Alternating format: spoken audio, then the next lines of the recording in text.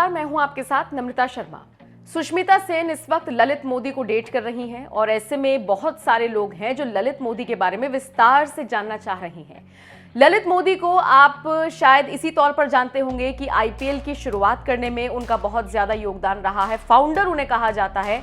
और खेल जगत में आईपीएल अगर किसी की देन है तो वो ललित मोदी की ही देन है, इसमें कोई शक नहीं है।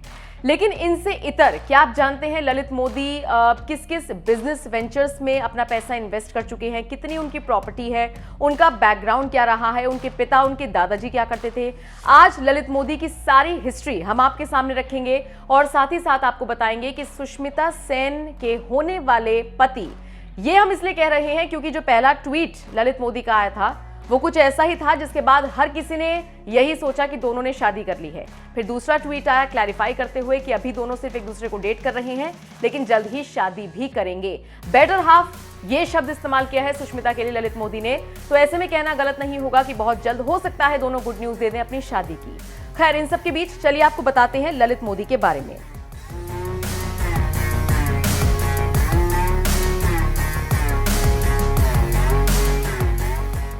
ललित मोदी का लंबा चौड़ा बिजनेस है या फिर कह लीजिए कि बिजनेस का पूरा एक साम्राज्य है। उनके बिजनेस के साम्राज्य में शराब, सिगरेट, पान मसाला के फेमस ब्रांड से लेकर retail store, restaurants chain, travel company, ये सब कुछ शामिल है। ललित मोदी के दादाजी का नाम राय बहादुर गुजरमल मोदी था। वो अपने जमाने के मशहूर इंडस्ट्रियलिस्ट थे। अगर आप वेस्ट यूपी की तरफ जाते हैं तो आपको पता होगा एक शहर पड़ता है मोदी नगर, और ये जो मोदी नगर है ये ललित मोदी के दादाजी के नाम पर ही पड़ा था।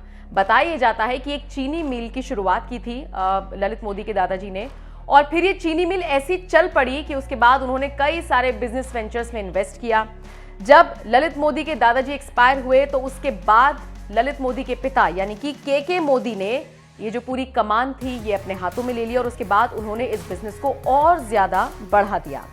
आपको जानकर हैरानी होगी कि के मोदी की अगुवाई में मोदी एंटरप्राइजेस ने पारंपरिक बिजनेस की लीग से हटकर नए सेक्टर्स में हाथ आजमाया और सभी में कामयाबी हासिल की।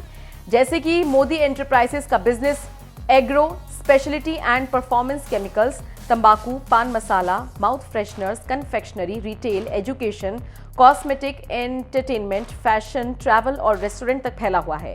मोदी एंटरप्राइजेस अभी $1.5 बिलियन से ज्यादा वैल्यू वाला कॉर्पोरेट ग्रुप है।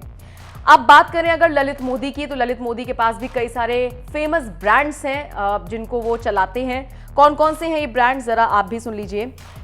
इन फेमस ब्रांड्स में Rockford whisky, Marlboro cigarette, Pan Vilas paan masala, Beacon travel company, 24/7 retail stores, Modi care, Indofil industries limited शामिल हैं।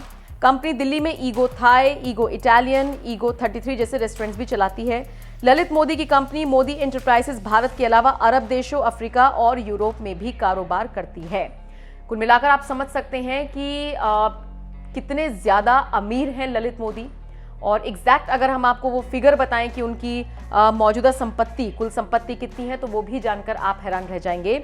उनकी मौजूदा संपत्ति $570 मिलियन यानी कि 4,555 करोड़ रुपए है।